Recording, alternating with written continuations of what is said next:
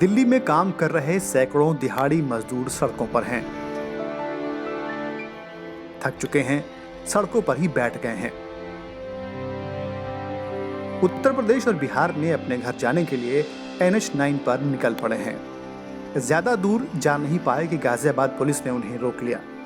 मजदूर कहते हैं कि हमारे पास पैसे खत्म हो चुके हैं, अब न खाने के लिए हैं न किराया देने के लिए, अब हमें कैसे भी घर जाना है।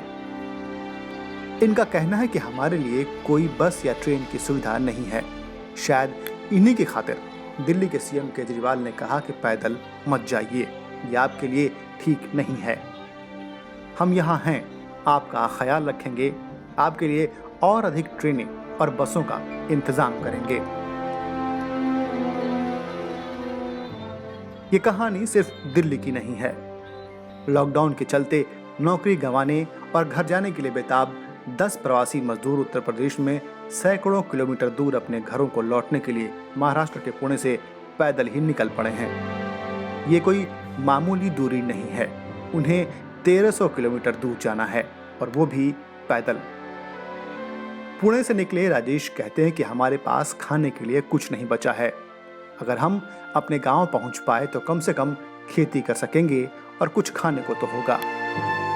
उत्तर प्रदेश के इलाहाबाद जिले के रहने वाले ये सभी 10 मजदूर नौकरी जाने और गुजारा कर पाने में नाकाम होने के बाद शनिवार शाम पुणे से अपने घरों के लिए पैदल रवाना हुए। इन्हीं में से एक ने बताया कि हम सभी निर्माण मजदूर के तौर पर काम कर रहे थे।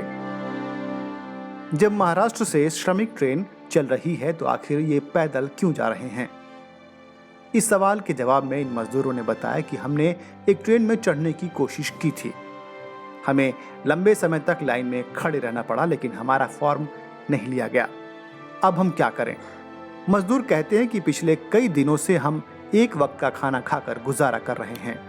इसी ग्रुप के तनवीर कहते हैं कि ऊपर वाला जाने अब सड़क पर हमारा क्या होगा, लेकिन उसी के भरोसे हम घर से निकल पड़े हैं। लेकिन सरकार ने भी कुछ इंतजाम किए हैं।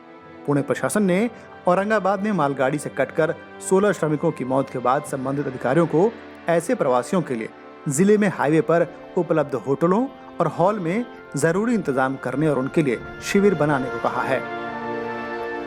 जिला परिषद के CEO आयुष प्रसाद ने रविवार को कहा कि पुणे जिलाधिकारी नवल किशोर राम ने तहसीलदार और प्रखंड विकास अधिकारियों को मुख्य सड़कों पर श्रमिक शिविर तत्काल स्थापित करने का आदेश दिया है, जहां से प्रवासी अपने घरों को लौट रहे होंगे। नासिक, बेंगलुरु और हैदराबाद जाने वाली 3 सड़कों पर सड़क किनारे होटलों और विवाह हॉल में उचित दूरी पर शिविर स्थापित होने चाहिए।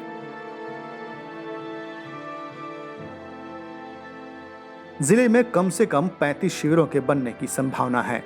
इन शिविरों में पानी, शौचालय, ठहरने की सुरक्षित जगह और खाने और आधारभूत चिकित्सकीय देखभाल की सुविधा भी होगी। सरकारी अधिकारियों ने बताया कि प्रवासी राज्य के आपले सरकार पोर्टल के माध्यम से ऑनलाइन पंजीकरण कराकर सरकार द्वारा उपलब्ध कराई जा रही परिवहन सुविधाओं का भी फायदा ले सकते हैं। लेकिन ना इन्हें ऑपरेशन समुद्र सेतु और ना ही वंदे भारत नसीब हुआ। जितनी जिंदगी सिर पर उठा सकते थे उठाकर पैदल निकल पड़े हैं।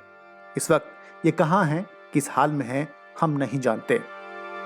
लेकिन इनके जैसे लाखों तनवीर और राजेश सड़कों पर जरूर हैं।